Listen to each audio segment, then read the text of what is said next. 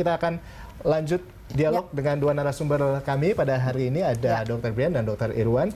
Dan selanjutnya kita langsung ke Dr. Irwan dulu sekarang. Menanggapi dengan apa yang dikatakan oleh menanggapi rumah sakit mana saja yang siap sebenarnya. Nah, rumah sakit swasta sendiri ini kalau dilihat apa sih yang memang kenapa sih kemudian rumah sakit swasta tidak juga ada kerjasama dalam hal ini untuk terkait dengan COVID-19 ini? Ataukah memang sudah ada nih omong-omongannya terkait dengan hal ini? Sejauh ini seperti apa sih, Dr. Irwan? Sebenarnya sih kalau prinsipnya kalau rumah sakit swasta itu mendukung ya semuanya program pemerintah itu kan juga kita nggak boleh menolak pasien, itu udah pasti gitu. Artinya pada saat ini pun sebetulnya rumah sakit swasta pun sudah melakukan suatu hal yang ikut ya berkontribusi memberikan edukasi sampai sejauh ini kan seperti itu kan, memberikan edukasi kepada masyarakat, mungkin mereka yang datang dengan keluhan yang mirip-mirip seperti ya gejala yang memang muncul ya pada kasus virus corona ini, masyarakat juga banyak yang bertanya hal itu pasti akan diberikan penjelasan oleh rumah sakit swasta. Tapi terkait dengan perawatan, ruang isolasi dan segala macamnya itu memang apakah memang rumah sakit swasta ini dinilai belum cukup mumpuni atau seperti apa sih sebenarnya? Umumnya rumah sakit memiliki ruangan isolasi ya, cuman kan memang tidak banyak, artinya mungkin rata-rata kalau kita paling banyak itu rumah sakit tipe C ya, tipe C itu paling punya 2 kamar. 2 kamar itu 1 kamar mungkin kalau itu setara dengan kelas 1 paling dia punya misalnya katakan 1 kamar cuma 2 bed. Artinya dia punya 4 bed gitu kan, seperti itu. Dan itu pun kita harus merawatnya kan juga, namanya isolasi kan harus memang betul-betul isolasi full atau dia cohort. Artinya satu ruangan yang memang jenis penyakit yang sama. Mungkin bisa dirawat bersamaan di ruangan. Tapi sejauh ini kalau pasien ada nggak sih yang sudah berkonsultasi ke rumah sakit swasta sejauh ini? Atau mungkin ada laporan dari rumah sakit swasta bahwa pernah menemukan adanya salah satu suspek mungkin? Ya, suspek mungkin. Sampai sejauh ini sih sebetulnya kami belum terima ya untuk laporan seperti itu. Karena memang juga mungkin ya karena protokolnya kan memang baru di rumah sakit pemerintah 132 ini. Oh, oke. Gitu. Oke.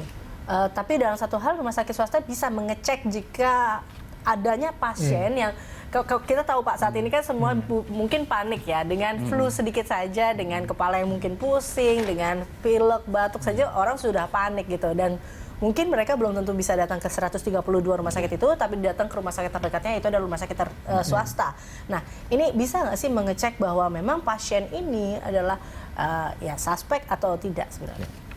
Sebetulnya kami juga mengikuti dengan protokol yang ada dikeluarkan oleh Kementerian Kesehatan. Ada yang namanya PDP, ada yang namanya ODP ya, ada juga yang kontak erat. PDP itu kan pasien dengan pengawasan, ODP orang dengan pemantauan seperti itu. Ya kami hanya bisa mungkin melakukan dengan batasan-batasnya yang sudah dilakukan protokol tersebut. Oke. Nah, selanjutnya nih, saya mau tanya dulu ke Dr. Brian. Dok, jadi kan sejauh ini kan pemerintah bilang bahwa penanganan untuk COVID-19 ini itu semuanya ditanggung oleh pemerintah. Nah, tapi kalau untuk pengecekannya gimana nih? Ada nggak sih pengecekan gratis seperti itu atau bagaimana, Dok? Testing spesimennya maksudnya?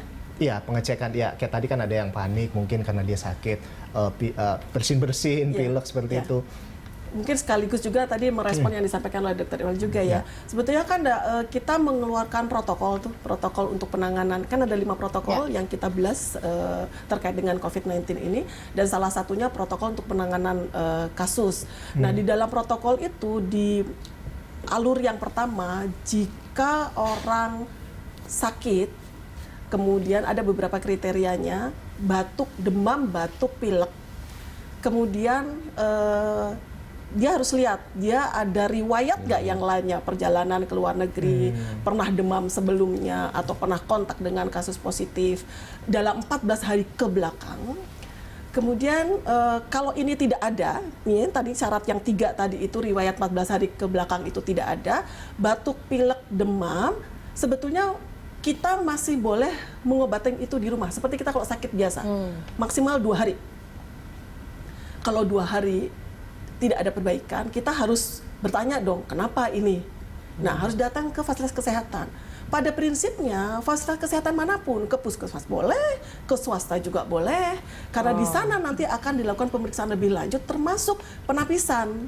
Tadi ya, tapi catatannya tadi 3 riwayat tadi tidak ada ya. Kalau 3 riwayat tadi ada, ini kan sudah mengarah ke arah orang dalam pemantauan ya, dalam pemantauan nih kemungkinan. Jadi dia mestinya ke rumah sakit yang sudah siap dengan isolasi, siap untuk mengambil spesimen, siap untuk mengirim misalnya kalaupun tidak bisa mengisolasi, tidak ada fasilitas isolasi misalnya, siap untuk mengirim dengan alat pelindung diri yang lengkap ke rumah sakit yang ada fasilitas isolasi. Harus ke sana. Tetapi kalau hanya batuk pilek saja, bukan berarti bahwa kemudian ini biasa-biasa saja, karena sering banget kan kita batuk pilek ya, tapi kita tetap harus waspada tadi.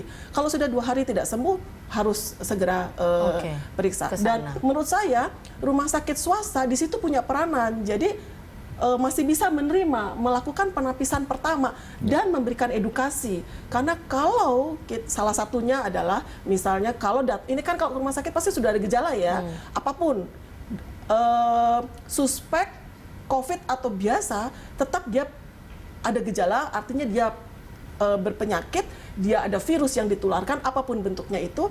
Jadi proteksi diri supaya tidak menularkan kepada orang lain itu harus dilakukan. Pakai masker paling tidak. Nah, Bu, tapi kalau kita melihat tadi dari 27 kasus ya yang sudah positif, ini kan kalau kita lihat dengan kasus 27 ini adalah dia tidak adanya kontak dengan dari luar negeri misalnya seperti itu, atau tidak ada hubungan dengan orang yang baru pulang dari luar negeri juga seperti itu, tapi dia seperti lokal dikatakan seperti itu. Nah, ini kan kemudian yang jadi pertanyaan, ini dari mana kemudian dapatnya? Apakah inilah kekhawatiran yang kemudian muncul.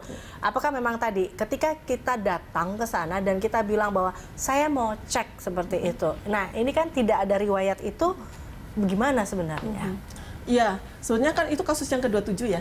Kalau yang kasus 27 itu memang disebutkan local transmission. Tapi kalau saya tidak salah itu kan ada catatannya masih sedang dicari ya. Jadi sebetulnya kita belum firm banget bahwa benar-benar itu nggak ada kontak. Bisa jadi ada kontak cuman belum ketemu. Nih kan mesti ditanya dalam waktu, kan kita baru mundur nih 14 hari ke belakang, merasa dekat dengan siapa itu kan tidak mudah dan tidak semua orang bisa mengingat itu. Saya nggak tahu karena mungkin Pak Jubir kita yang lebih paham betul untuk kasus secara detailnya.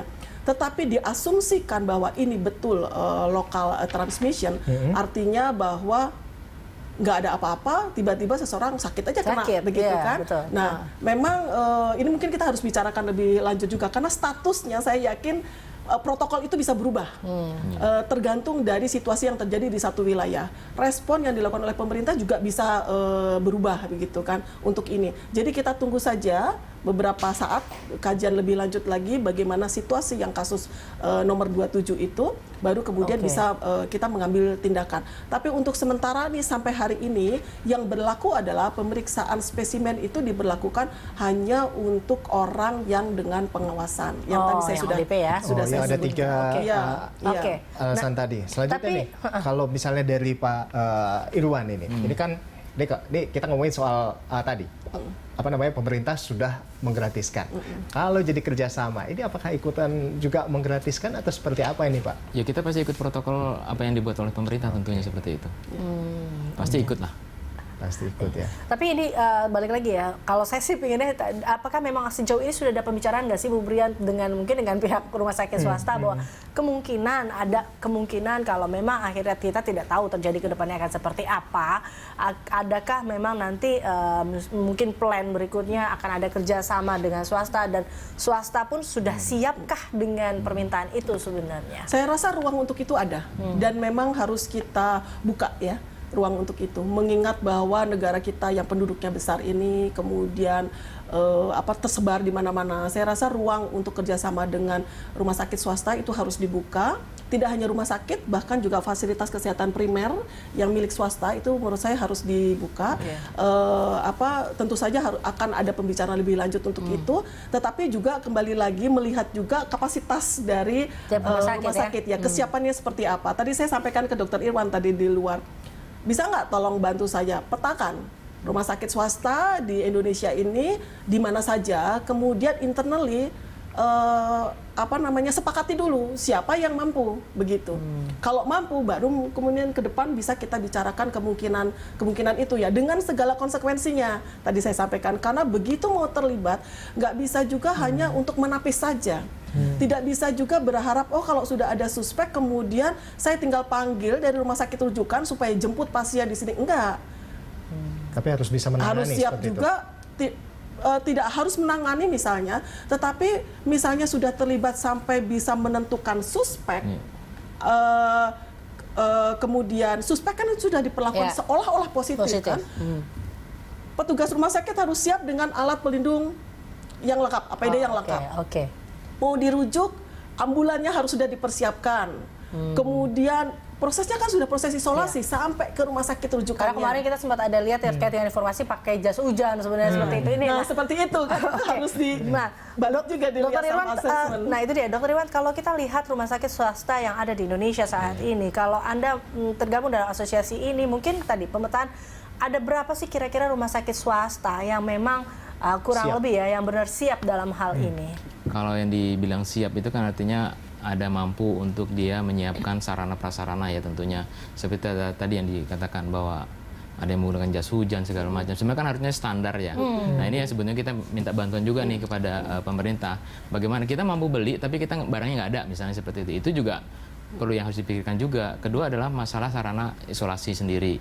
Apakah memang sudah, karena untuk ruang isolasi sendiri kan sebetulnya ada sampai dengan tekanan negatif seperti itu memang yang paling bagus seperti itu kan. Tapi tidak semua rumah sakit punya seperti itu. Nah ini yang perlu artinya asesmen juga nih dari mungkin dari pemerintah dalam rumah sakit mana. Misalnya semua siap, tapi begitu dilihat, oh ini kayaknya nggak kurang pas nih seperti itu kan. Nah ini kita perlu juga mungkin Dr. Brian ya untuk mengakses juga sama-sama sebetulnya. Kita informasinya mungkin ada rumah sakit yang mampu misalnya katakan seperti itu, tapi begitu diakses mungkin tidak. Tapi itu perlu juga sih sebetulnya. Kondisi saat ini sih paling tidak ya, untuk penapisan awal itu rumah sakit swasta sudah bisa terlibat. Itu penapisan awal dan edukasi di awal itu sudah bisa. Kemudian selanjutnya adalah merujuk. Waktu merujuknya ini kan belum dianggap sebagai suspek ya, jadi tidak harus dengan apa namanya sudah. Tapi ya, penting juga sebenarnya sih protokol kan selama ini kan memang baru 132 ini ya. Ini juga baru kan 132 tambahan ini. Untuk protokol ke rumah sakit swasta itu harus seperti apa? Itu juga memang harus di ini kan supaya kami juga nggak gagap gitu ya rumah sakit pemerintah ini pada rumah sakit swasta. Sebenarnya kalau protokol yang kemarin kita sebarluaskan itu keterlibatan rumah sakit rujukan itu ada di layer yang berikutnya. Di layer pertama itu semua fasilitas kesehatan. Kita akan ngomongin soal protokol tadi ya. Tadi seperti apa? Usai jeda pemirsa, tetaplah bersama kami dalam Lunch Talk.